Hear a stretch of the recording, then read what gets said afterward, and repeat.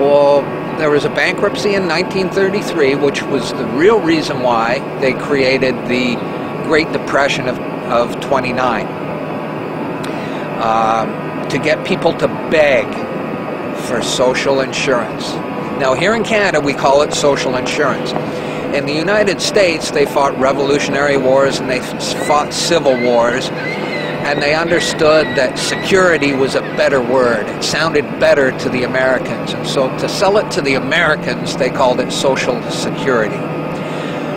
But they themselves call it social insurance, and that's what it is. Okay, so now having said that, I'll go back to this document, which you can get from the freedompool.org online. And this was a meeting. Okay, this is what House said. Very soon, every American will be required to register their biological property. That's the birth certificate. They will be required to register their biological property in a national system designed to keep track of the people, and that will operate under the ancient system of pledging. By such methodology, we can compel people to submit to our agenda, which will affect our security as a chargeback for our fiat paper currency. Every American will be forced to register or suffer not being able to work and earn a living. The sin. They will be our chattel. That means slaves. It means collateral. You're secured as collateral. They will be our chattel, and we will hold the security interest over them forever. By operation of the law merchant under the scheme of secured transactions,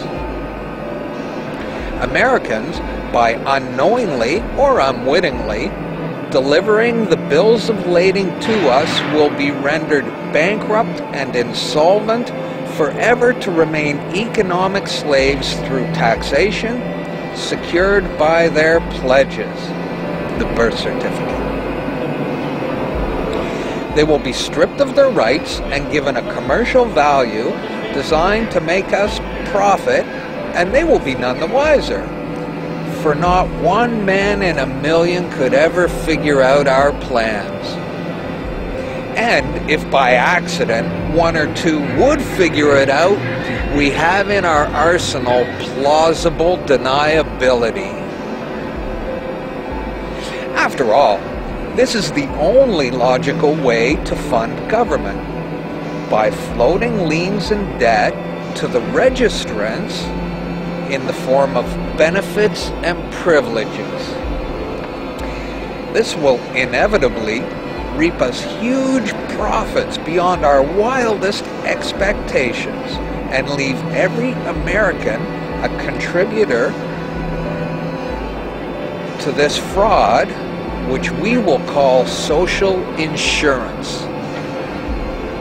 Without realizing it, every American will insure us for any loss we may incur in this manner. Every American will unknowingly be our servant, however begrudgingly.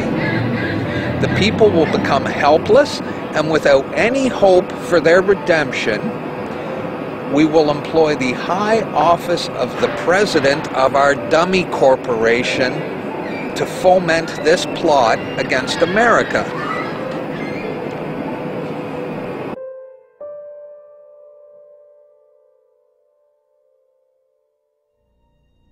This is a certified true copy of my live statement of birth. You can get this by applying for it at the Registrar General. They'll give it to you. And it's very interesting because this is where it all began. This is the foundation document.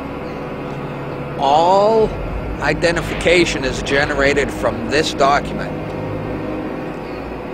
And so if the foundation document is no good, anything that's made from it is no good. That means driver's licenses, health cards, everything. Now what they did here, this is exactly what he meant when he said, "Soon, every American will be required to register their biological property." Now, your parents didn't realize what they were doing when they filled this out, and these didn't exist before 1933. Birth records were recorded in Scripture, and these only came into being in 1933 when they hatched this plan. They created a corporate fiction with a name just like yours. In doing this, they registered and monetized the spirit and soul of a living being. This denotes ownership. And when your parents were tricked into filling this out, they allowed your spirit and your soul to be monetized. And futures were sold on you. Spirit and soul. Now, this is my birth certificate. This is actually a share. See this red number? This A, I'm born in Canada, this is a Class A share. Now, this is called a CUSP number. And all securities require a CUSP number. And that's what this is. And you are held as collateral to secure the debt, which our government owes to international bankers. So you and me and all these people here are actually collateral. And we don't even own our lives. We are chattel. And we believe we're free. I made an application to the Registrar General, and I got my original social insurance application. Now, before they sent it to me, they put a little piece of paper over this before they photocopied it, because my friend has his, and they didn't block this out, and when you hold it up, you see Bank of Canada. It is said that the best slaves are the ones who don't know that they're enslaved, and we all have invisible chains on us, and we don't know it. What truth? That you are a slave, Neil. Like everyone else, you were born into bondage, born into a prison that you cannot smell or taste or touch. A prison for your mind. We're talking about big bucks. We're not talking about hundreds of millions or even hundreds of billions now. We're talking about trillions of dollars. The obligation is immeasurable. Nobody can measure it. This door's wide open now.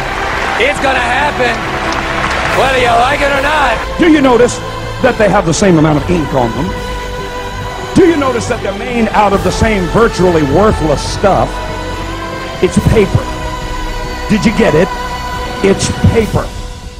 When we create money, we have created an instrument of value that has no value of its own. And it's just as expensive or inexpensive to print the 20 as it is to print the 1. In January of 1913, in December of 1913, he signed the Federal Reserve Act, bringing the Federal Reserve System into place in America, and did what Thomas Jefferson said must never happen. He took the control of the money away from the people by taking it away from the Congress and gave it to a group of private individuals who have to pay taxes on the money they loan the government.